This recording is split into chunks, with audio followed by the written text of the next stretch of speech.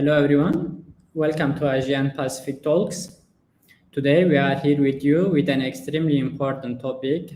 Together with my guest, we are going to talk about Afghanistan, which has witnessed serious developments in the recent days.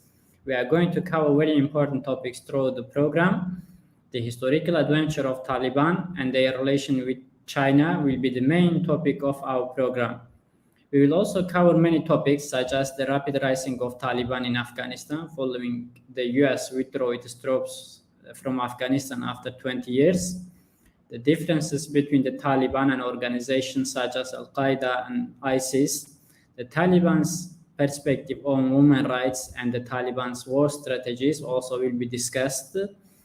The program will be divided into two sections. In the first sections, we are going to mostly cover the Taliban historically and in terms of the organization, such as who is the Taliban, when exactly was it formed, how did they survive over the decades despite fighting two modern empires, and etc. In the second section of the program, we are going to discuss and focus on Taliban's relation with the People's Republic of China as a rising global power.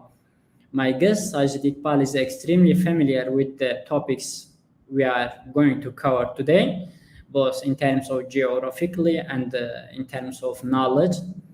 Sajid Iqbal is pursuing his Ph.D. in International Relations from the National University of Modern Language, Islamabad, specializing in state building and conflict resolution in Afghanistan. Presently, he is serving as a lecturer in the Department of IR in NUML, Islamabad. Previously, Sajid served in the Department of IR at Muslim Youth University, Islamabad. He remained associated with International Islamic University, Islamabad as a visiting lecturer in the Department of Politics IR. He is also a member of the Pak Board of Mentors in Pak-Afghan Youth Forum. He has published several research articles on conflict in Afghanistan. He contributes to print and electronic media as an analyst. He is also doing his Ph.D. thesis on the Taliban warfare strategies. Welcome, Sajid. Thank you for joining me today. Please, can you tell us who are the Taliban and how did they emerge to be so influential out a course of history?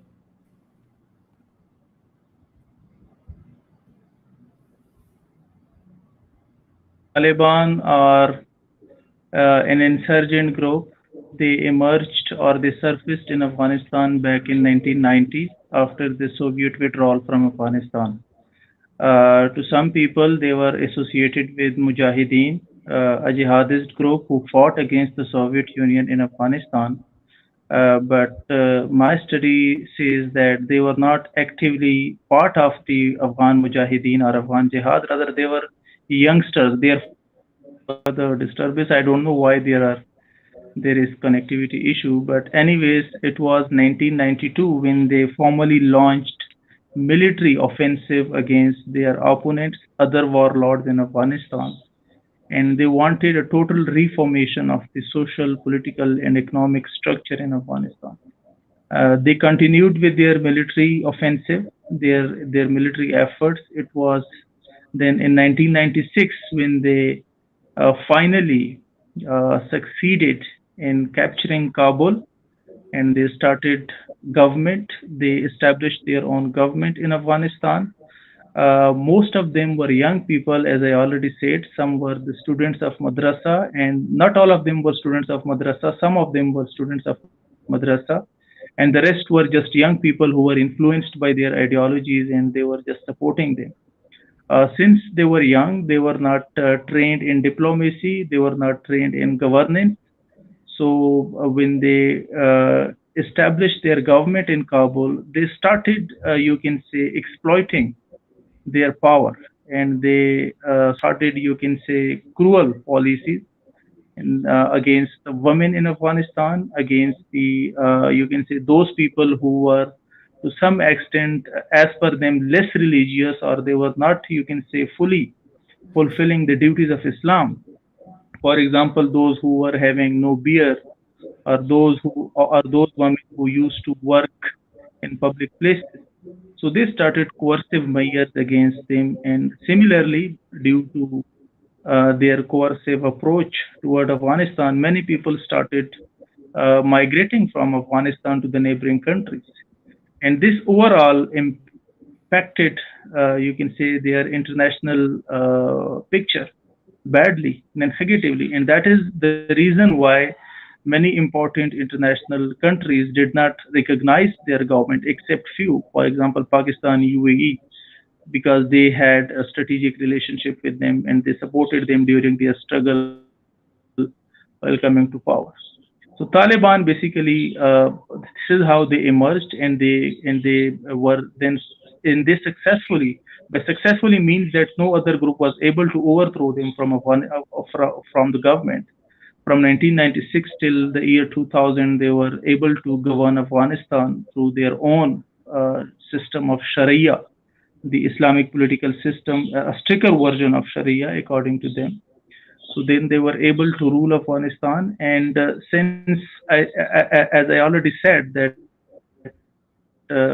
because you asked that how they became so influential, they became influential because there was no international recognition and they needed money in order to run the businesses of the government.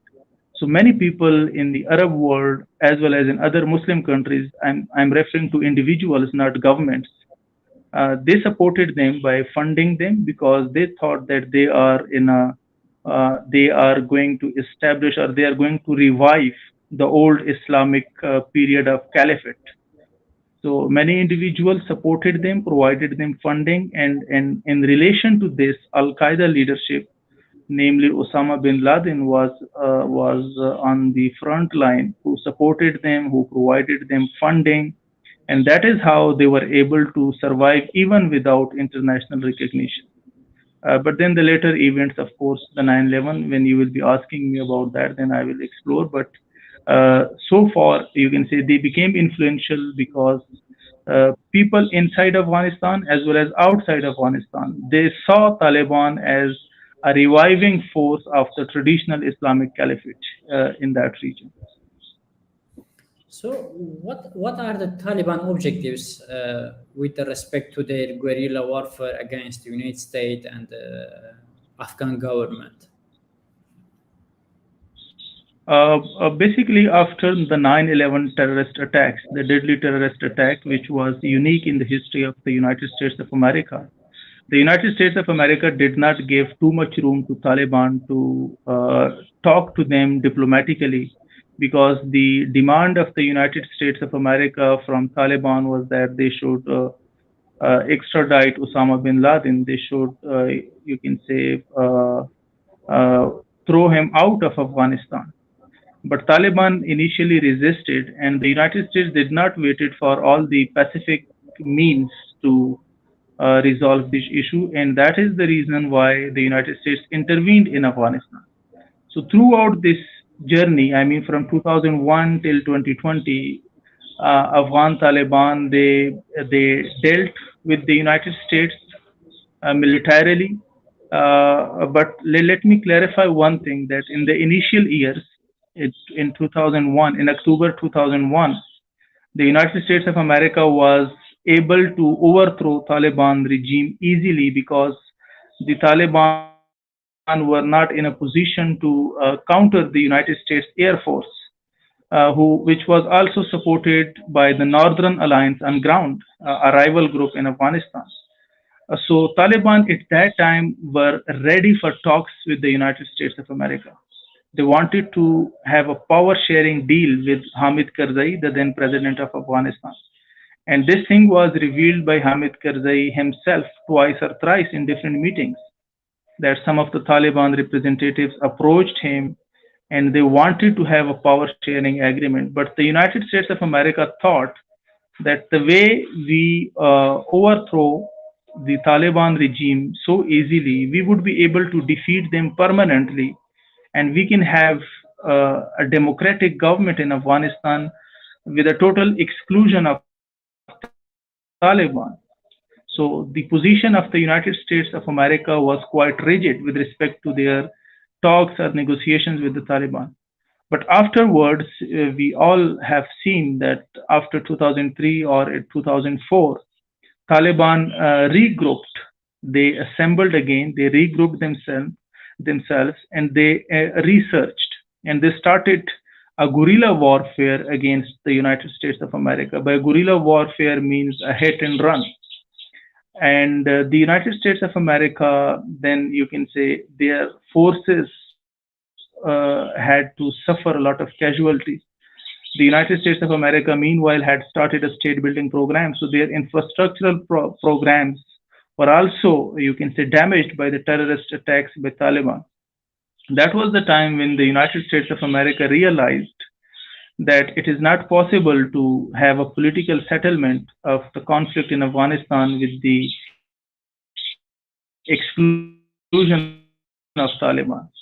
So in 2009, when President Barack Obama came into office, he initially again relied on force without giving preference to talks with the Taliban. But soon afterwards, in 2010 and in 2011, he then changed the overall strategy and he offered peace talks to Taliban. That was the time when in 2011 and in 2012, Taliban opened a political office in Doha. So, but at that time, Taliban reached a position, or you can say a stage, where they thought that now we can win this war militarily and there is no need to enter into talks with the United States of America. So by that time, Taliban were then reluctant. However, at the same time, we all know that President Barack Obama announced the exit plan, that the US forces will be withdrawing from Afghanistan by the end of December 2014. But when the peace talks between Taliban and the US failed, that was the time when the US had to reassess their policy, and then they increased their troop level in Afghanistan. So the intensified insurgency after 2014, then you can say somehow touched upon Taliban, and they realized that the US has long-term commitment in Afghanistan. And then they changed their approach, and then they agreed to negotiate with the US. And then the agreement between the US and Taliban is in front of us, that after 2018, when the third president during this intervention, Donald Trump, offered negotiation, and they finally agreed in February 2020 over, you can say, a peace agreement. That agreement was possible because by that time, both Taliban and the United States of America realized that a military solution is not possible, is not sustainable. They both then showed seriousness to the peace talks, and that is how Taliban overall dealt with the US in Afghanistan during this course of 20 years, nearly 20 years. Now we're talking about Al Qaeda and United States and Taliban. In this respect, does Taliban holds an international agenda on the model of ISIS and Al Qaeda? This is a very important question, and this is basically the main concern of the United States of America with respect to Taliban. Because as far as Taliban, I mean, if they don't have any international agenda, that is fine for the United States of America, because whatever they do inside Afghanistan does not concern the US, which is, you can say, laying far away from Afghanistan. Although Taliban do not have their own international agenda presently, and even in 1996, their total focus was to have an Islamic caliphate or an Islamic emirate inside Afghanistan. They did not have any agenda of, you can say, or a spillover, you can say, program in other countries. But one thing was very, you can say, evident, and it is even evident today, that is the affiliations of Taliban with the international terrorist groups. For example, Al Qaeda. The 9/11 terrorist attacks were planned, and they were somehow, you can say, the overall strategic planning of those attacks was made in Afghanistan. So Taliban provided them safe sanctuary. That was, you can say, because of their affiliation with the Taliban, they were able to carry on or to carry out the 9/11 terrorist attacks. So the short answer to this question is that Taliban on themselves do not have any international agenda. They do not want the same political system to be established, for example, in China or in Pakistan or in India or somewhere else. But yes, their affiliation with the international terrorist organization somehow makes them international and makes them a threat to the United States of America and other Western powers. So, when we come to the conflict resolution, what was the strategic position of Taliban about the conflict resolution in different times from 2001 to 2017?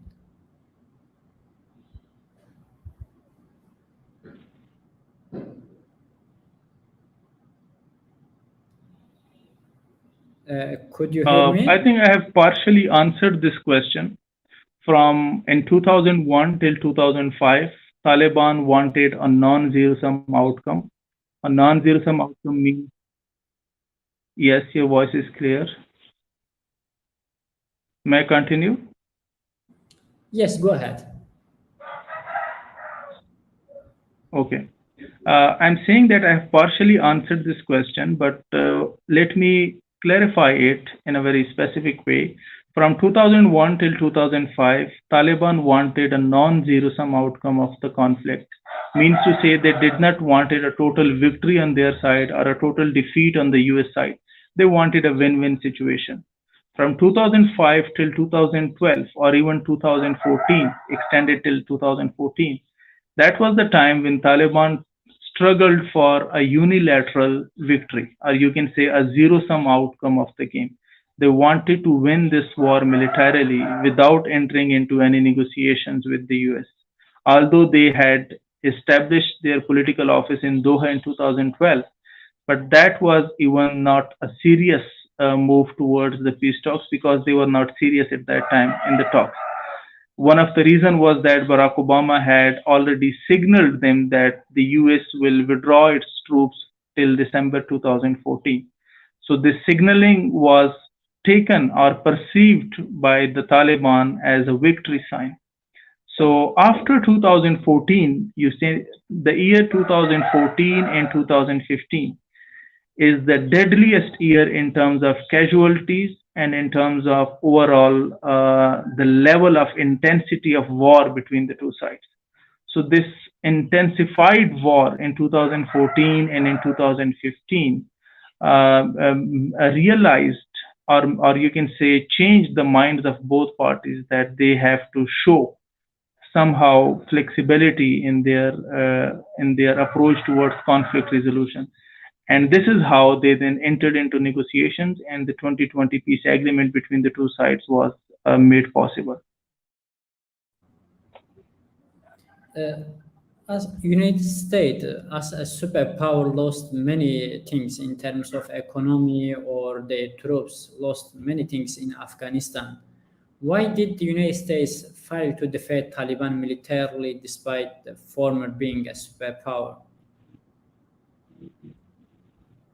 I think there are three reasons for this, three important reasons for the failure of the US in Afghanistan. First, the United States of America did not give importance to the ground situation in Afghanistan. I mean to say they were not well informed about the local culture, about the history of Afghanistan, because Afghanistan is famously called as the graveyard of empires.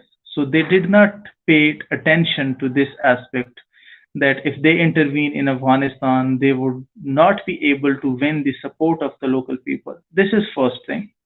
The second thing is that why they did not succeeded is because they had a strategic confusion in their strategies about talking or not talking with the Taliban.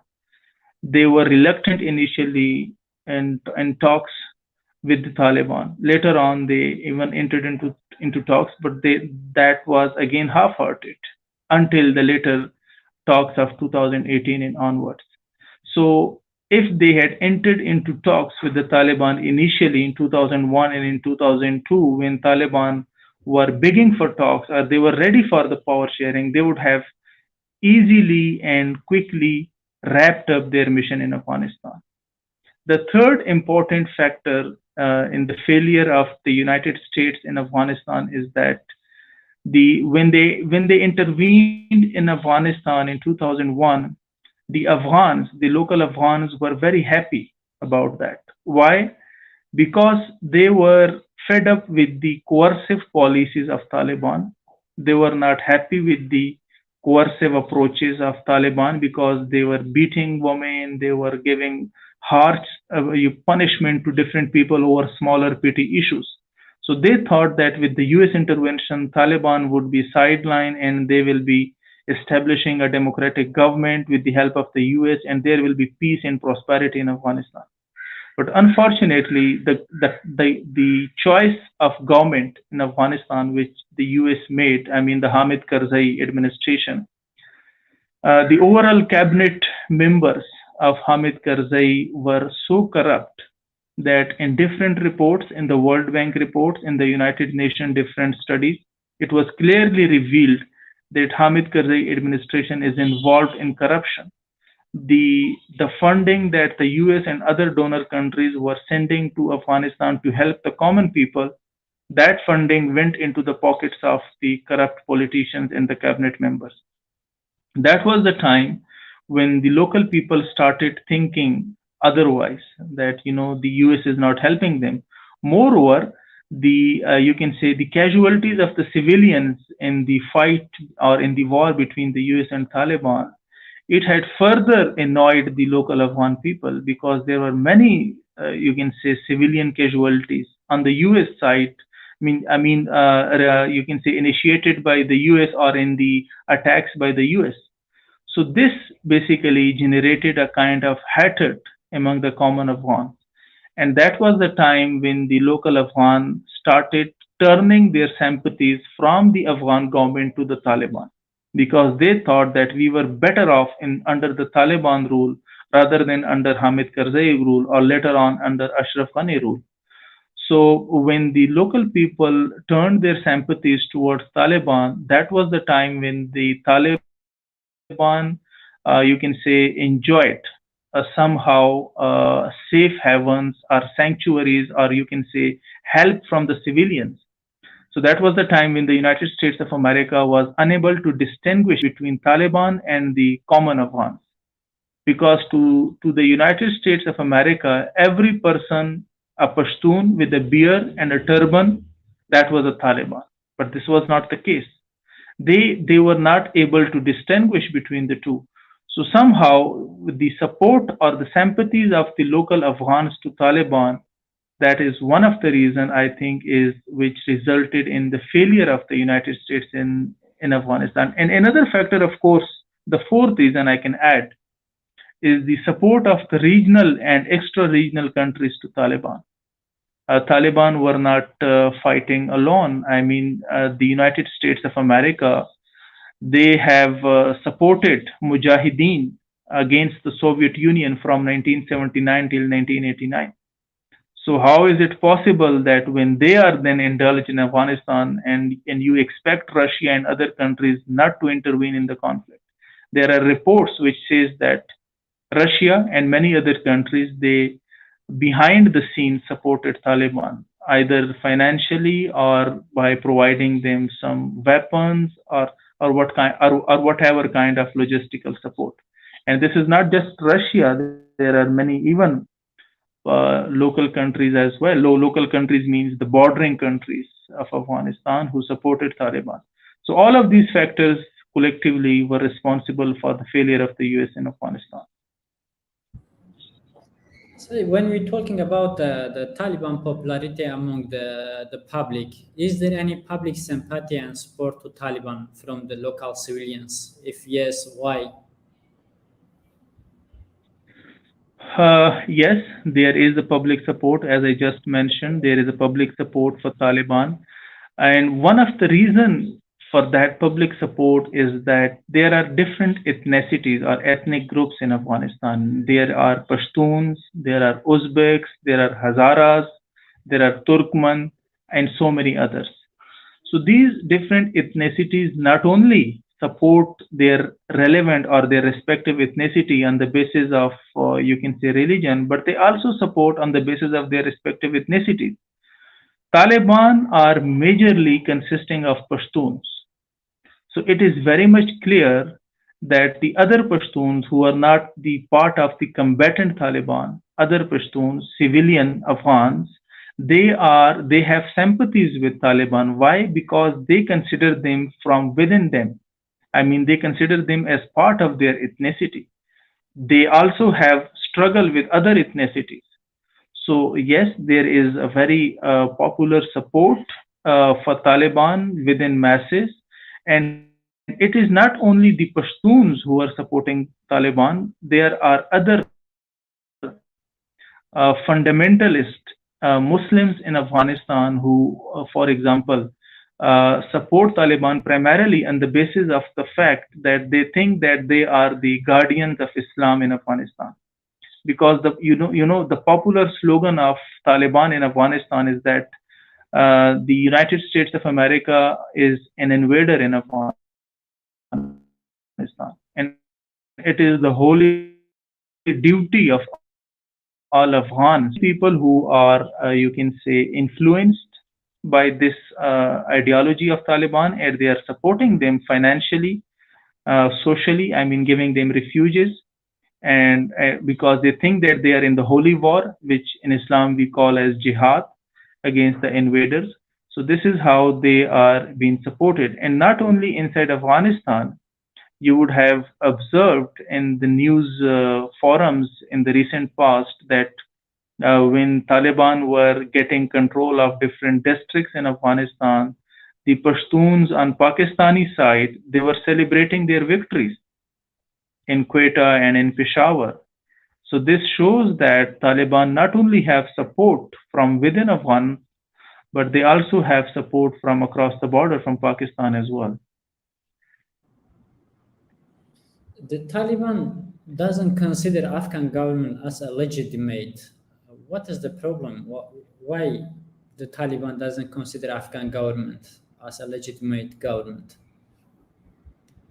And that is an important question, and that is the main bone of contention in the present intra-Afghan negotiation.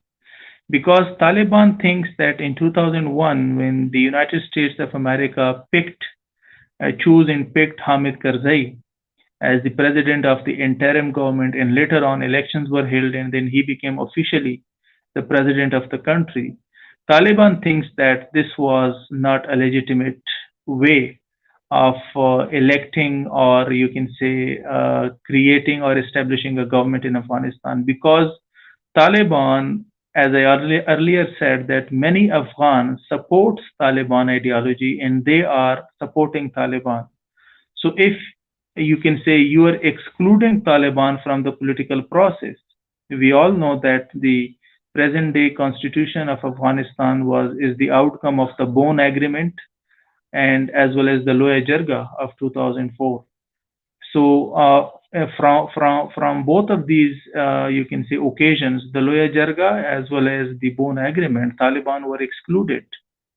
So if Taliban and their supporters were excluded from the establishment of the government in Afghanistan, this naturally gives a feeling that this government is not a legitimate government, or they don't have the support of the entire population.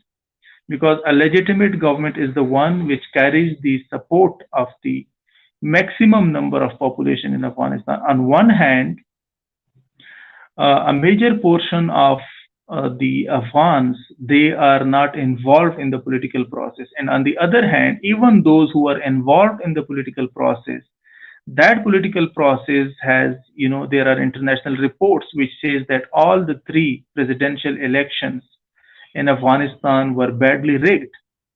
And I was listening to one of the international journalists in Afghanistan who was saying that even I can go and vote in Afghanistan. So this was the level of transparency in the elections in Afghanistan. So on the basis of these things, I think the claim of the Afghan Taliban that the Afghan government is not legitimate somehow makes sense.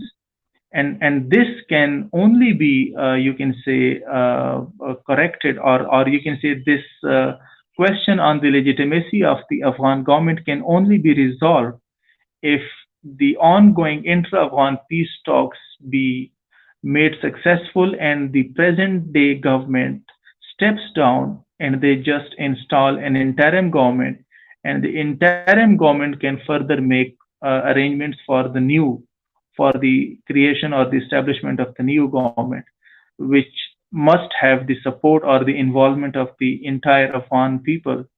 That would somehow be a sustainable way of establishing a legitimate government in Afghanistan.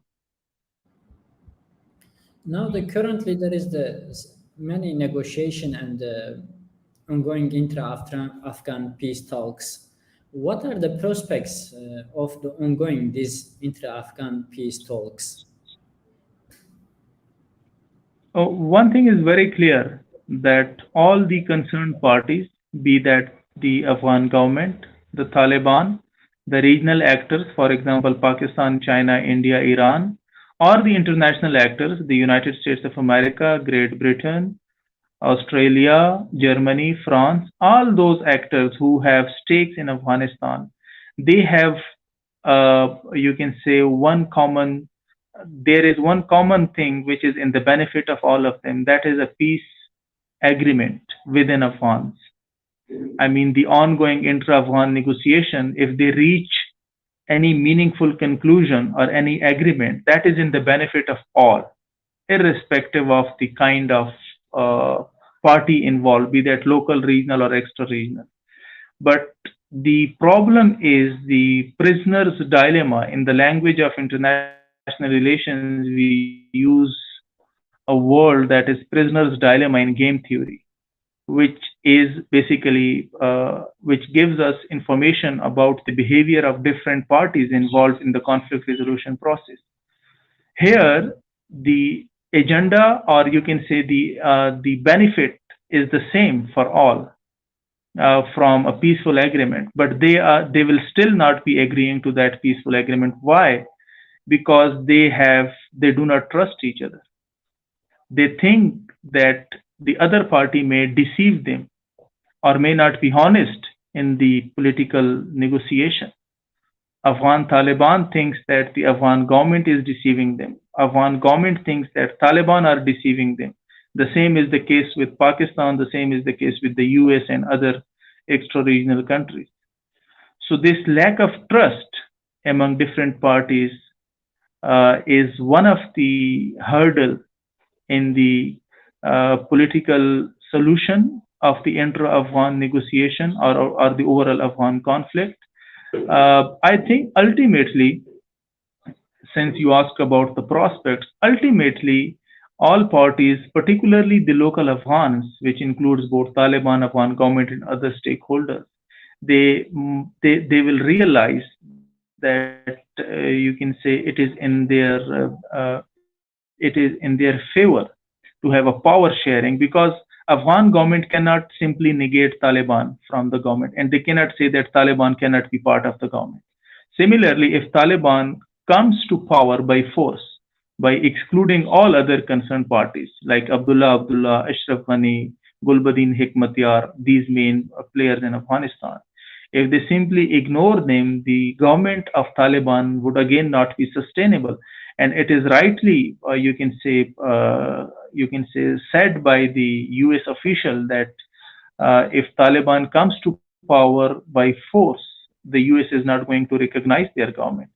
So it would be again the repetition of the same 1996 cycle, that the international countries would not be supporting or recognizing the Afghan government. If they are not recognizing the Afghan government, that means that all the international assistance and the international funding that the Afghan government is receiving would be stopped, and there will be poverty, and there will be, you can say, human rights miserable situation in the country. So all of them needs to realize that it is in their favor to have a political solution, a power sharing mechanism for the future government in Afghanistan. Will the Taliban be able to govern the Afghanistan unilaterally, or they will go for power sharing? What will be the situation for the future of Afghanistan? I think the Afghan Taliban of 1996 and the Afghan Taliban of 2001, they were quite different from the Afghan Taliban who we see today. There are many reasons. One of the reason is that at that time, as I said, Afghan Taliban, when they initially emerged, they were consisting of mostly young people. There were no aged people as part of their team. They were totally young people. So they were less trained in diplomacy, in international relations, and even in the governance. But today, I mean, some 40 years, 30 years have passed, sorry, 30 years from 1990 till 2020, 30 years have passed. Their new generation has now grown up, so they have learned from their history. They are now very trained in diplomacy. You can see Afghan Taliban representatives giving interviews to different media channels. They speak in English. They are interacting with the international community, and they have successfully negotiated a peace agreement with the US in Doha. And honestly, that peace agreement that was signed in Doha is more in favor of Taliban than the US. This shows that they were having an upper hand in the negotiation in Doha. So this shows that somehow the United States of America, knowingly or unknowingly, helped them in making them better rulers. So now I think they would be looking for learning from their history. They would be looking for some kind of power sharing in Afghanistan. They would not be going for unilateral rule in Afghanistan, because if they do so, as I earlier said, there are chances that they would lose the support of the international community, because we have seen recently Taliban delegation visiting different countries, including China, Pakistan, Iran, Russia. So if they are visiting those countries, that shows that they are this time not interested in isolation. They would like to have very vibrant international relations, diplomatic relations with all the countries in the world, and even their body language and their you can say diplomatic language shows that they are now looking for as a full-fledged actor in international relations. So they would be going for power sharing, as per my understanding. When we're talking about the history of the Taliban, how much the Taliban changed over the period of 20 years with respect to their approach towards diplomacy and especially women rights? This is, you can say, again, a very important question, because one of the most severe criticism against Taliban rule from 1996 till 2001 was that Taliban badly treated women. They are not giving them the freedom to get education, the freedom to go to the health facilities, the freedom to go to work. And secondly, Taliban were accused of human rights violation by giving punishments to the common Afghans over petty issues. For example, someone, if, as I already said, if someone is not having beer, they said that this is haram in Islam, and they used to give punishment. And if someone is listening music, so they used to punish them harshly. Now, you can say, with respect to these things, I think there is division, or there is a conflict of opinion between different groups within Taliban, because you must understand that Taliban are not totally unified. There are groups within Taliban, although they are working on a common agenda, and the common agenda is to make all international forces leave Afghanistan. That is their common goal. But internally, there are divisions, and there are, you can say, different opinions. The, the political group of Taliban who are negotiating with the Afghan government, and who earlier negotiated with the US, They are of the view that they would be allowing Afghan women to get education. They would be allowing Afghan women to go to work within the parameters of Islamic freedom, and they would not be suppressing fundamental human rights of the common Afghan. But if you see the recent developments in Afghanistan, I was reading somewhere in a news outlet that in those districts where Taliban, you can say, have captured control and they are controlling districts, there they have again implemented those old laws that no male Muslim will be without beard and no woman can, you can say, walk in markets without the company of a male companion. So similar kind of things have been in the reports. Now the authenticity of those reports is in question. I mean, we never know that whether those reports are authentic or not. But if those reports are correct, then this gives us a very clear understanding that there are different groups within Taliban. Some are moderates, some are fundamentalist or extremist, and some are, you can say, quite liberal. But with respect to the overall diplomatic outlook of Taliban, it is quite clear, not only to me, but the overall international community, that Taliban have changed and they have learned diplomatic skills over the course of history. So, how do you see the international relation of Taliban towards the regional countries, specifically like the Pakistan and India?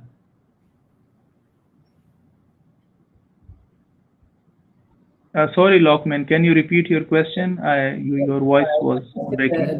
The international relation of the Taliban towards the regional countries such as the Pakistan and the India. How do you see this, the Pakistan perspectives, Taliban perspectives? Yes, Taliban have categorically stated on various occasions that they want friendly relations with all countries, including India. I mean, if you look into different reports of the late 20th century, Taliban used to abuse India and they used to criticize India over their policies in Kashmir. But this time it is a change in tone that the Afghan Taliban are saying that they do not see, you can say, any discrimination in their international relations with Pakistan, India, China, Iran, or any other international country. So even on many programs, you can say this Afghan Taliban representative was questioned about the possible support from Taliban from Pakistan to them, and he denied such reports. And he said that we see Pakistan as a good neighborly country. We would not be allowing Pakistan to interfere in our internal matters. Now, this is a big statement because overall the international community thinks that it is Pakistan on the back of Taliban that they are so successful in diplomacy and they are so successful in war against the US. But this categorical, you can say, denying from Afghan Taliban representative shows that they now see Pakistan just as a neighborly country and they would not be accepting any influence from Pakistan or any dictations from Pakistan. And it is also clear from the statements of Pakistani officials as well. You can say, we can quote the Prime Minister of Pakistan, Imran Khan, on various occasions, who says that the hasty withdrawal of the US troops from Afghanistan is not in favor of the regional stability. This shows that he is not happy or he is not looking for the Afghan Taliban unilateral rule in the country. That means that they have less influence over the Afghan Taliban, and they are trying to establish some balance between Ashraf Ghani or Pakistan's relations with Ashraf Ghani and Taliban, because Pakistan thinks that a balanced government, a very, you can say, a government which includes most of the stakeholders in Afghanistan would be for the benefit of Pakistan, because there is a very, you can say, fundamental reason for that. In 2001, because from 1996 till 2001, Afghan Taliban were somehow supported by Pakistan because they recognized their government and there is a clear, you can say, acceptance of this fact even from within the offices of Pakistan. Many officials have accepted this fact that they supported Taliban. But in 2001, all of a sudden, Pakistan became an ally of the US in the war against Taliban. Pakistan provided air bases to the US forces from where they launched attacks against the Taliban. So, and I mean, this must be in the minds of Taliban and Pakistan. This is why Pakistan is very careful and is very cautious about the future rule in Afghanistan. If Taliban totally or unilaterally comes to power by force, that might be consequential for Pakistan because we in Pakistan there is a Tehreek-e-Taliban Pakistan group as well, and there are reports, intelligence reports, and which shows that they have linkages with the Afghan Taliban. Their leadership is living in Afghanistan. So from this we can say that it is not going to be Taliban is not going to be a proxy for Pakistan anymore, and Pakistan and Afghan Taliban would equally be looking for good relations with India because India have a very extensive investments in the infrastructure in Afghanistan, and they would not be losing those investments in Afghanistan. I think this was quite immature from the diplomacy of India that during the course of the US intervention in Afghanistan from 2001 till 2020, they followed the same pattern as that of the US. They ignored Taliban. On one hand, they were investing in Afghanistan, and on the other hand, they were ignoring Taliban. They ignored the fact that Taliban are an important, you can say, part of Afghanistan. They are part of the Afghan population. So in the future, if they somehow comes into power, so they might be problematic for India. But even now is the time for India to realize this policy shortcoming, and they need to, and they are, by the way, trying to make contacts with the Afghan Taliban so that even after the withdrawal of the US forces, they may safeguard their investments in Afghanistan. So Taliban, to me, would this time be maintaining a balanced relation between Pakistan and India.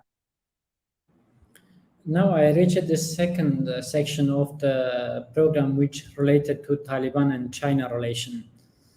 Can you tell us what is the historical relation between the Taliban and China? Because after the withdrawal of US, the China was thinking about the most important power player in Afghanistan. What is the historical relation between both of them? Historically, both countries enjoyed stable relations, normal relations.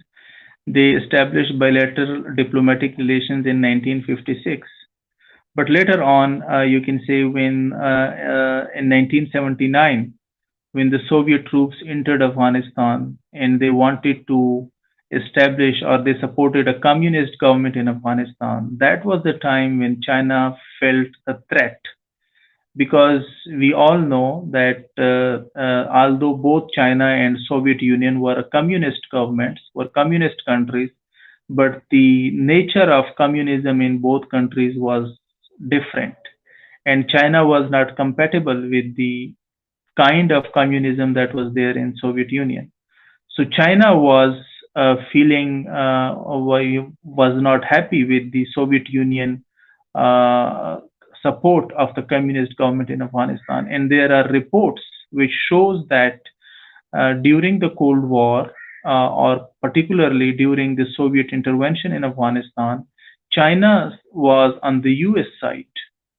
And with the help of Pakistan, China also, you can say, provided logistical support to Mujahideen. And the Muslim province in China, the Xinjiang or the Uyghur Muslims, they were also, I mean, that place was also used for jihad against the Soviet Union in Afghanistan. Because that was the time we all know that through secret diplomacy, with the help of Pakistan, the US established relations with China in 1970s. So China was on against Soviet Union, and they were supporting Mujahideen. So from this historical point, or this historical fact, that they were in relationship with the Mujahideen and Taliban, who are somehow the descendants, or you can say the offshoot of Mujahideen, that means that China has an understanding with the Taliban, or they understand their way of action, or their you can say overall approaches in Afghanistan. And there are no clear evidences which shows that Taliban have ever posed a threat to China. Although there were from 1996 onwards, there were some reports which shows that Afghan Taliban supported East Turkestan movement, which is a group of extremist Muslims who are working for freedom inside China for the Muslims, or they are speaking up against the atrocities of Chinese government against the Muslims. But those reports were not, you can say, from 2001 onwards, no such reports are surfaced. And the recent statements by the Afghan Taliban that the Afghan soil would not be used against any regional or extra-regional state. So this clearly shows that you can say they enjoyed good relations in the past, and there are likely possibilities that China would have better relations with Taliban in the future. On the media outlet and many experts believe that China was involved in strengthening the Taliban against the US-backed Afghan government. What is your take on such speculation? Lokman, it is not just China which is accused of supporting Taliban against the US in Afghanistan. As I earlier mentioned, Russia is also accused of having the same support to Taliban. Pakistan is widely accused of such support to Taliban, and many other Arab countries, for example, UAE, Saudi Arabia, if not the governments, individuals within Saudi Arabia and UAE, they're accused of supporting the Afghan Taliban. But we, being students of international relations, we need to understand that all of those reports are part of conspiracy theories. We cannot simply say that those reports are correct based on just, you can say, the propaganda going on. If there is any evidence, there is no empirical evidence available from where we can establish that China supported Taliban against the US. But yes, conspiracy theories are there, and conspiracy theories are not only about China, they are also mentioning other countries as well who supported Taliban. But at the same time, one thing is again, we need to clearly understand, as I mentioned in the first part of the interview of our talk, that Taliban did receive support from regional countries and from extra-regional countries. And not only from the countries, Taliban received support from individuals as well, because there are, as I earlier said, there are many Muslims in the Arab countries who are not, who cannot openly support Taliban because of the policies and the laws of their respective governments, but they see Taliban as a revival force in Afghanistan who might be reviving the old Islamic Caliphate. So they are, from their personal accounts, from their personal savings, they're providing funding to Taliban and they're supporting Taliban.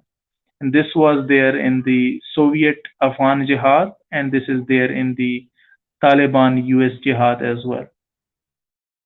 So yes, many countries supported Taliban, but if we are particularly talking about China, so empirical evidence does not support this claim, but maybe they were involved in their support through back channels.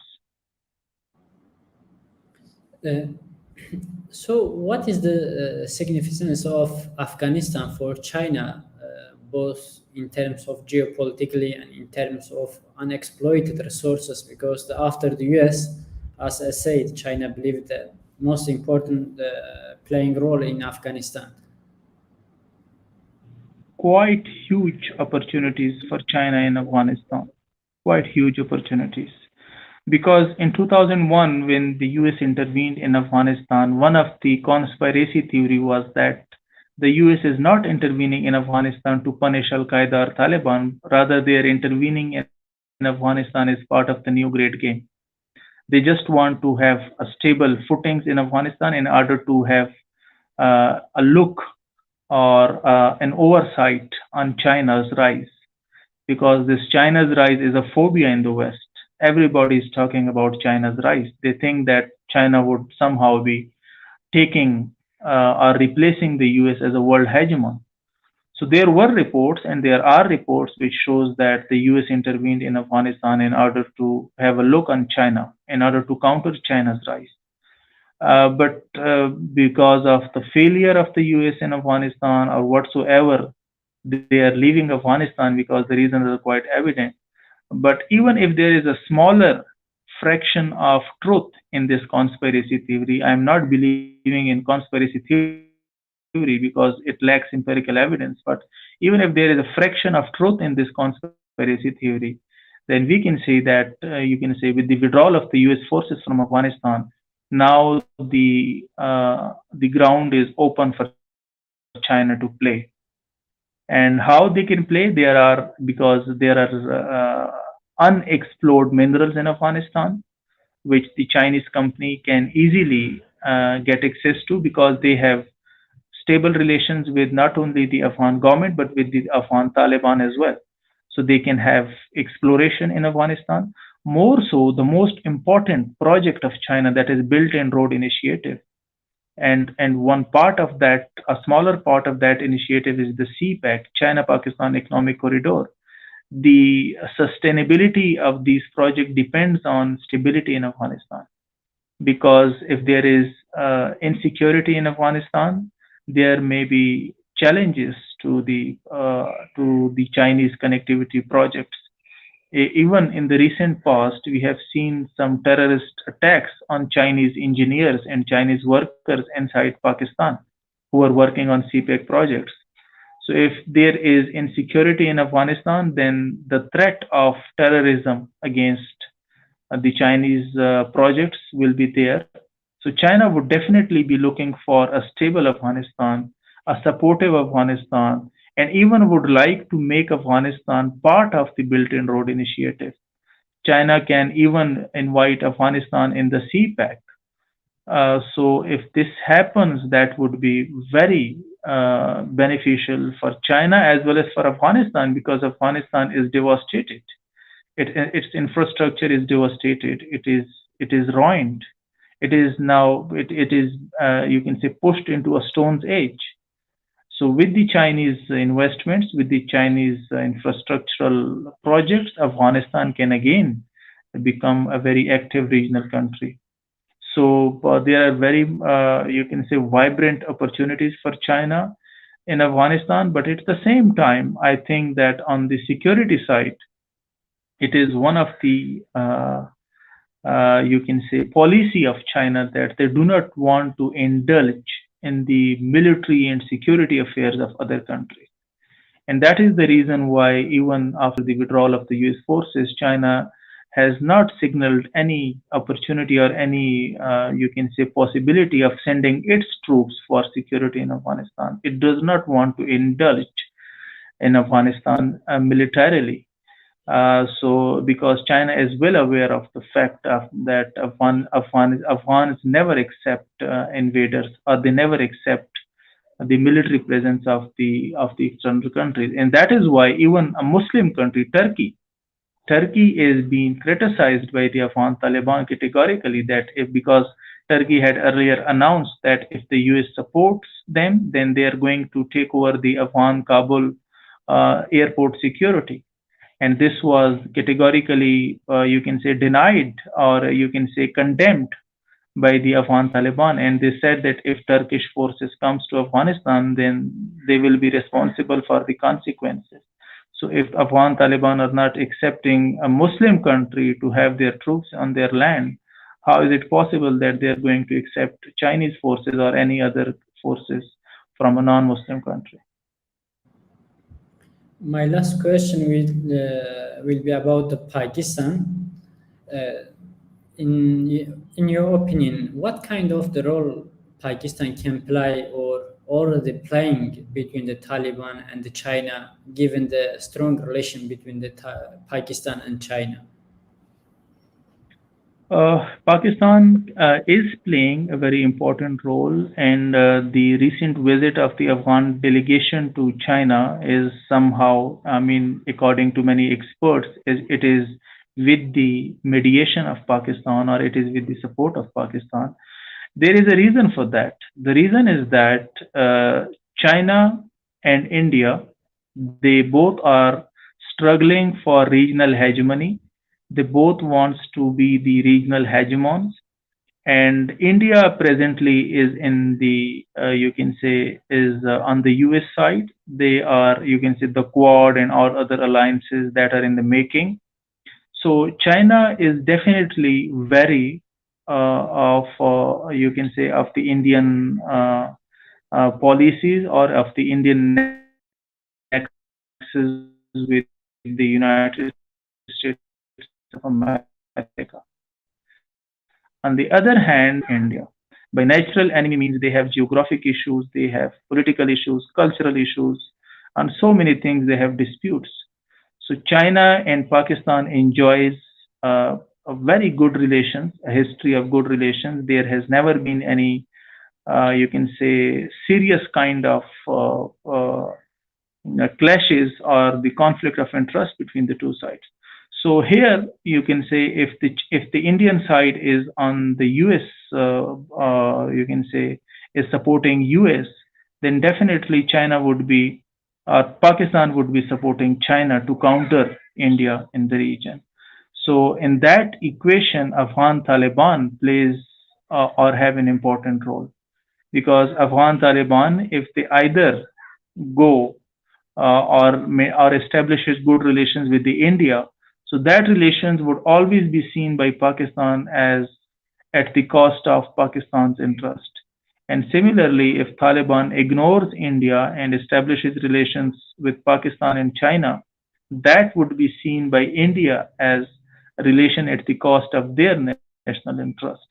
So I mean, if Taliban maintains good relations with China, and Pakistan has already good relations with China, so this triangular relationship would be very much, you can say, consequential for India and the US would never like to have such kind of arrangements. And that is why the recent visit of the Afghan Taliban to China is seen quite suspiciously by the United States of America, because they have invested billions or nearly $1 trillion in Afghanistan in the last 20 years. So they cannot see Afghanistan going away from their hands. The US would definitely be looking for an intelligence presence in Afghanistan, and they would like that the future government in Afghanistan be on the wishes of the U.S. interest, and it must be working for the interest of the U.S. So if it slips into the hands of China, that would be very much consequential for the U.S. And one never knows that the U.S. may again, you can say, enter into physical presence in Afghanistan, because this has happened in the past as well. When Barack Obama said that by December 2014 we would be leaving Afghanistan totally, but they didn't went. Even today there are some rumors which says that if the US see Afghanistan as slipping away from their domain, from their influence, then there are chances that they might rethink over their withdrawal policy.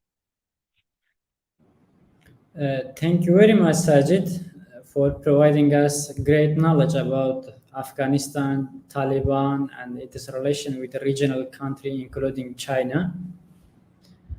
Thank you very much for also our audiences, those who are watching us until the end of the program. I'm thankful to you for this opportunity. You are welcome. You are most welcome. See you in next program.